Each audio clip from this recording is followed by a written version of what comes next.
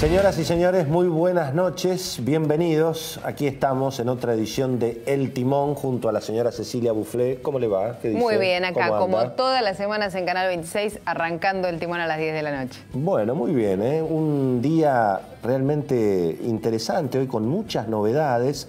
Hoy hubo una caída bastante importante de algunos papeles en la bolsa, hubo varios temas, la caída del petróleo, el impacto de la agenda judicial y el caso Van der Broele y el caso Chicone, que afectó la acción del Banco Macro, hoy cayó casi 13%, y al mismo tiempo apareció una noticia respecto de que el gobierno estaría sugiriendo, obligando, interviniendo en el mercado para que las compañías de seguros se desprendan de las famosas LEVAC. Hoy fue la licitación de LEVAC. Hay un poco de ruido, es algo raro, digamos, no parece mucho de este gobierno, pero bueno, en las próximas horas el tema supongo que quedará más clarificado, sí. Pero hubo un día bravito en el mercado hoy. Sí, el dólar también bajó algunos centavos, 17,73, el nivel más bajo en las últimas 3 semanas. Ahí hablan también de el impacto de esa tasa de interés de la LEVAC. Supertasa. Supertasa, 28,75, una LEVAC, la inversión más segura de todas, a 30 días, 28,75 de tasa de interés.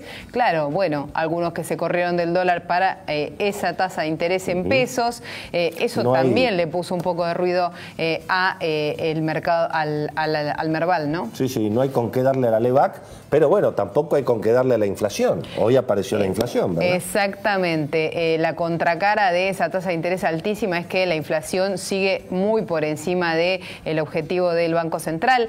1,5% de la inflación de octubre. Octubre que debía ser un mes tranquilo, ¿eh?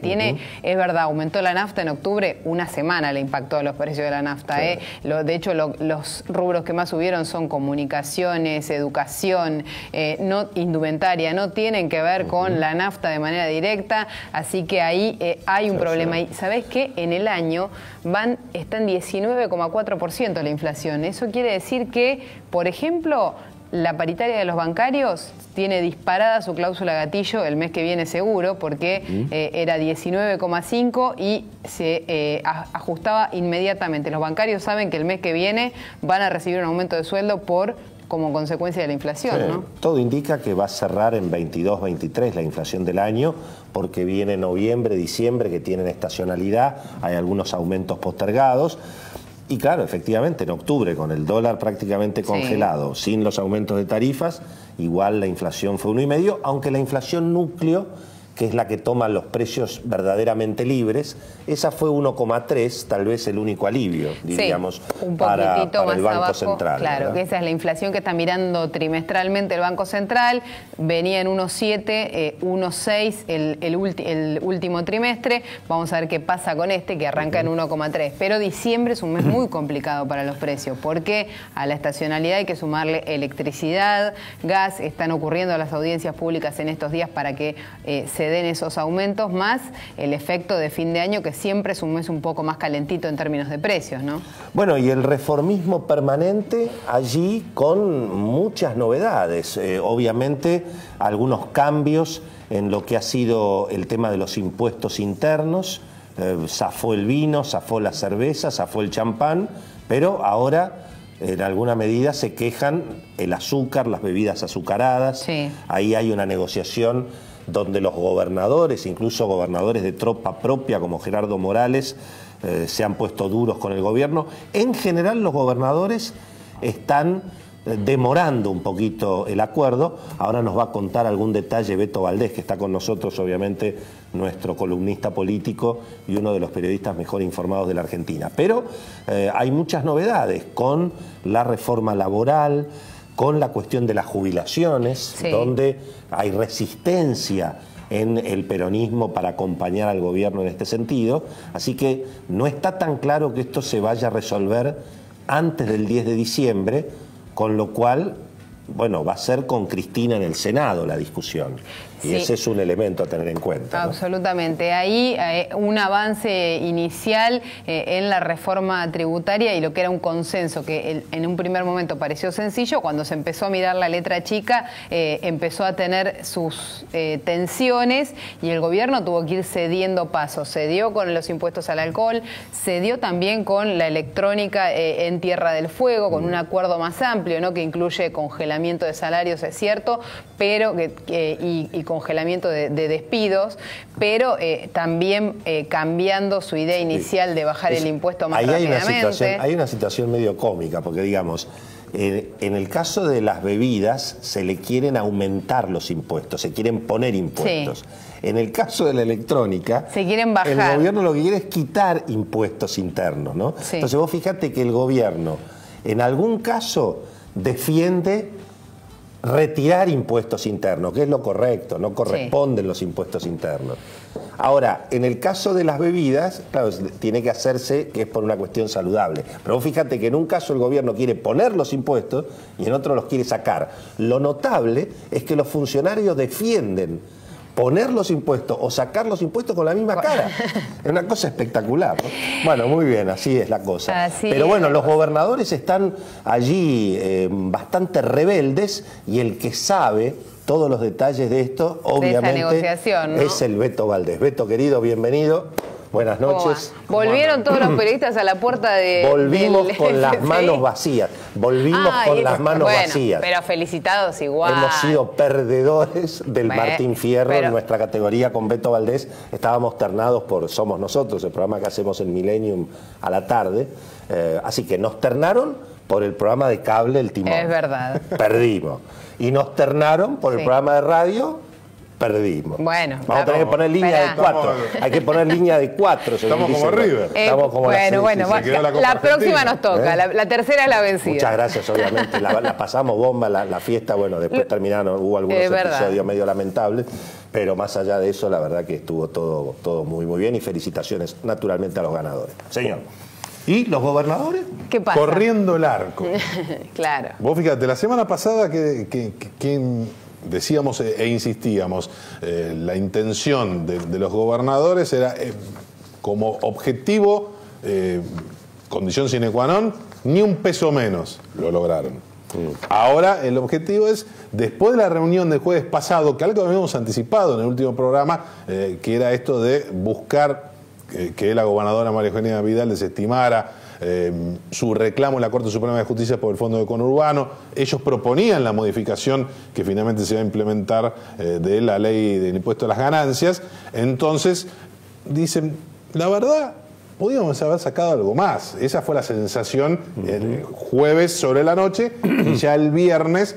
Y vos fíjate que Carlos Berna es el que hace punta, el gobernador de La Pampa, que hay que seguirlo con atención porque es uno de los referentes importantes en el mundo del peronismo no kirchnerista. Recordemos que antes de este mandato como gobernador venía de ser senador y prácticamente, como me dicen muchos hombres del peronismo parlamentario, casi el conductor político de Miguel Ángel Pichetto. Por eso Berna hoy es un personaje muy importante en la interna de los gobernadores. Tan importante o más que Pichetto, en todo caso. Exactamente. Correcto. Él, Gildo Infran, claramente el gobernador de Formosa, por antigüedad, por oficio, obviamente sin desestimar el peso territorial que puede tener Juan Schiaretti en Córdoba, que quizás no está tan duro, o Bordet en Entre Ríos, pero lo concreto es que hay que mirarlos a ellos, que lo que pretenden es correr el arco y fundamentalmente no apurarse,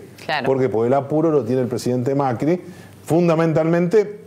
A ver, en todo momento se sabía que en términos parlamentarios esto iba a estar ya con la nueva conformación tanto de la Cámara de Diputados como del Senado, es decir, con Cristina incorporada.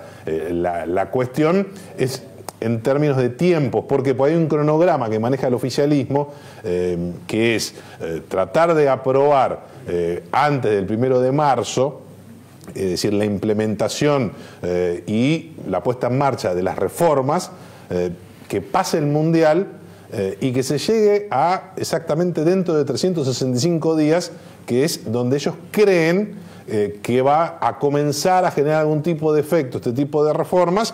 ¿Por qué? Porque después empieza la campaña electoral. Beto, ha habido en el día de hoy una agenda judicial impresionante. Tremendo. Todos arrepentidos. Van der Bruele arrepentido. Bursaco en Nueva York arrepentido. Entiendo que hubo también el caso de Lagomarsino. Hoy Lagomarsino estuvo prácticamente 10 horas ante el juez, sigue en el régimen de libertad vigilada. Y bueno, está todo el mundo político, económico, hoy incluso hubo ruido en la bolsa por las acciones del Banco Macro, todo el mundo pendiente de los arrepentidos. Beto, ¿qué es lo que está pasando? ¿Dónde hay que poner el foco acá? Y me parece que lo mejor para comprender esto que veníamos denominando la temporada alta de presos está evidentemente no solo en estas causas que hacemos referencia, la posibilidad de que Van der Bruele avance y hable y no solo ya lo comprometa a Amado Vudú, sino en la búsqueda del primer empresario preso.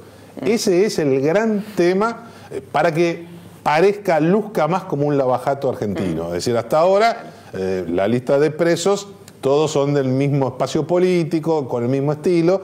Entonces, en Comodoro Pi, y evidentemente también hay una demanda de decir, bueno, los que pagaron los empresarios. Entonces la pregunta del millón, ¿quién es el primero? Por eso también hay que seguir con atención la situación del Grupo Índalo y concretamente si... Claro, esta semana se define exacto. Si la disputa judicial entre el Grupo Índalo y el gobierno por la cuestión impositiva se dirime en el fuero federal o en penal económico.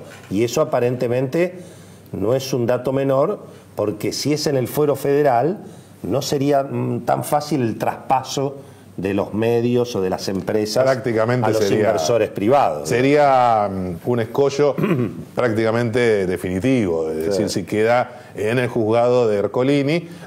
Y también algunos sostienen, simplemente rumor y trascendido, que Cristóbal López y de Sousa también están nominados, como se dice que Ricardo Echegaray. Entonces, esto, es decir, ¿qué va a pasar con Cristóbal López? Si Van der Bruele vincula al Banco Macro por el financiamiento de la compra de la quiebra de Chicone, que el fiscal Dilelo tiene esa información o esa presunción, esos datos, y que hace tiempo que pedía la indagatoria de Jorge Brito. Entonces, ese es uno de los elementos que hizo hoy muchísimo ruido en el Círculo Rojo, en el mundo financiero y empresario. Y la otra cuestión, evidentemente, lo de Lagomarsino, está más vinculado a que va tomando cuerpo y ya no parece tan disparatado, no solo pensar en el asesinato de Nisman en la zona liberada, sino en algún tipo de vínculos con el crimen de parte de funcionarios de la administración de Cristina Fernández de Kirchner, y todas las miradas apuntan al hombre que manejaba la inteligencia en ese momento, que era el ex jefe del ejército, el teniente general César Milani. Ya vamos a seguir con la agenda judicial, porque el otro arrepentido del día fue Bursaco, el ex titular de Torneos y Competencias, que confesó en una corte en Nueva York que pagó $4 millones a 2 funcionarios argentinos que dependían del entonces ministro Aníbal Fernández. De ese tema vamos a hablar enseguida, pero quiero preguntarle a Cecilia, ¿qué sabemos de la reforma laboral? Porque ha habido varias reuniones entre el ministro Triaca, la cúpula de la CGT, los abogados. Había mucha expectativa en el mundo empresario sobre esta reforma, pero me parece que va a quedar en un gran blanqueo y no mucho más que eso, ¿no? Y hoy el consenso está asegurado, el gobierno le quedó en claro que el consenso de la CGT lo tiene para el blanqueo laboral y para alguna serie de medidas que tienen que ver con la capacitación de empleados, con algunos cambios normativos que tienen que ver con la formación y demás, y un blanqueo. Eso acepta la CGT. Una reforma laboral, un cambio en la ley de contrato del trabajo no está para ser aceptado o para ser avalado por la CGT, y por lo menos quedarían afuera las medidas más duras con las que se puso de entrada el grito en el cielo en la cúpula sindical, sobre todo por la interna que le genera la propia CGT, además, ¿no? La CGT se encontró puertas adentro con que, por más que negociara con el gobierno, a puertas adentro se podía armar mucho ruido y mucha tensión. ¿Qué es lo que desaprueban? Fundamentalmente el cambio del concepto de trabajo. ¿Qué quiere decir eso? Que en lugar de ser una relación en la que hay uno que es fuerte, que es el empresario, y uno que es débil, que es el trabajador, esa relación sea más de iguales, de cooperación, dice el nuevo formato o el proyecto de ley, y ahí es donde se resiste la CGT, porque eso cambiaría la fuerza a la hora de ir a la justicia. Es muy graciosa la anécdota que cuentan los ejecutivos de algunas empresas cuando les toca ir a negociar la paritaria, por ejemplo, con el gremio de camioneros, sí, ¿no? Que es el clásico, digamos, ¿no? Entonces, un día me lo contó un ejecutivo de una empresa, que claro, el tipo llegó en taxi al Ministerio de Trabajo. Sí. Él no es el dueño, no era el dueño de la empresa. No, claro, era una de las empresas de transporte, y el tipo era el gerente general. Entonces, y él representaba la parte empresaria. Sí. Y entonces después llegaba la parte obrera. Bueno, la parte obrera eran unos muchachos que llegaban en 3, 4 autos espectaculares de alta gama. De esos negros, brillosos. Todos empresarios, porque los dirigentes sindicales en la Argentina administran hoteles, hospitales, digamos, son absolutamente. No está tan claro quién es la parte empresaria y quién es la parte obrera, ¿no?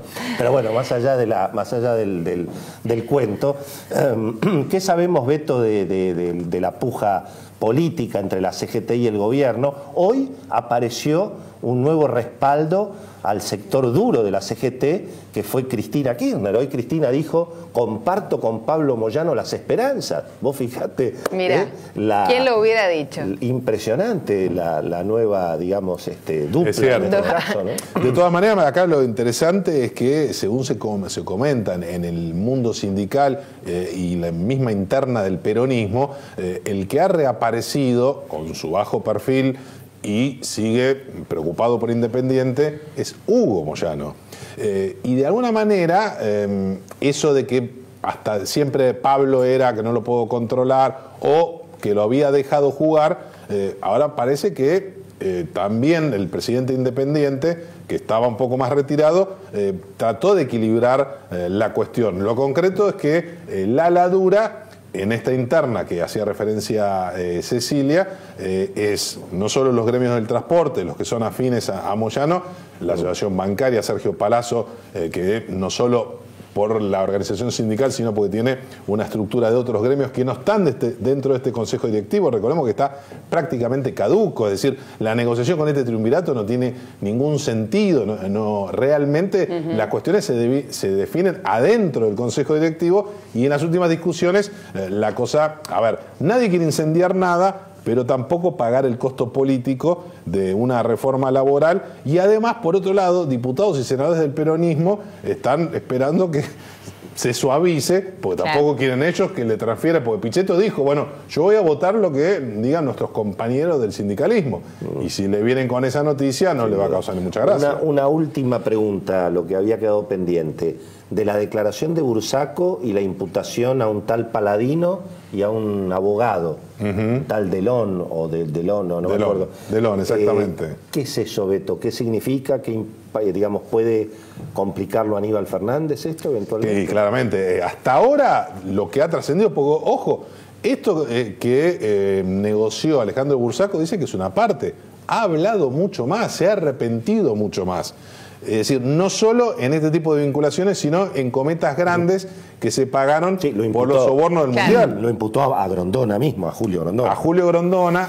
Aparentemente puede aparecer otra figura vigente al día de hoy en lo que habló Bursaco. Todavía no ha trascendido. Por el momento, la información que se conoció afecta claramente a Aníbal Fernández, porque era el control de Fútbol para Todos cuando él fue jefe de gabinete, pero ojo, también puede comprometer a Juan Manuel Abal Medina y a Jorge Capitanich, que están procesados en la causa que maneja la jueza María Romilda Servini de Cubría. Los dos jefes de gabinete durante ese proceso.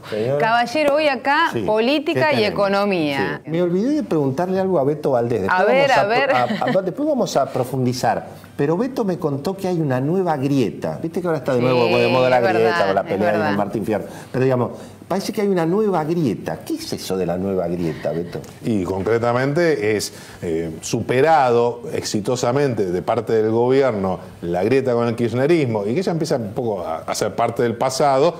Ahora aparece una nueva grieta que se sitúa en la jefatura de gabinete por Marcos Peña y algunos hombres que son, digamos, espadachines del oficialismo, hombres que dan la cara, tipo Fernando Iglesias, Eduardo Amadeo, con el ala de economistas liberales que hoy están más enojados con el gobierno, que no están... Para los que los corren por derecha. Claro, que no están conformes con la reforma impositiva, que ven al gobierno como un intervencionista, José Luis Esper, Fernando Milei, todo ese grupo de Carlos Melconian. Carlos Melconian para también. ellos es un blanco de toda esa situación. Ahora viene Santangelo, ahora vamos a preguntar. Le vamos a preguntar, que es el socio. Diego Giacomini estará en esa lista también. Y bueno, ¿qué va a hacer? No terminamos nunca de grietas. Vamos a la pausa y estamos en Twitter, @eltimón.tv, y después de la pausa charlamos de economía en el Timón. Antes de irnos a la pausa, un dato, realmente una noticia fuerte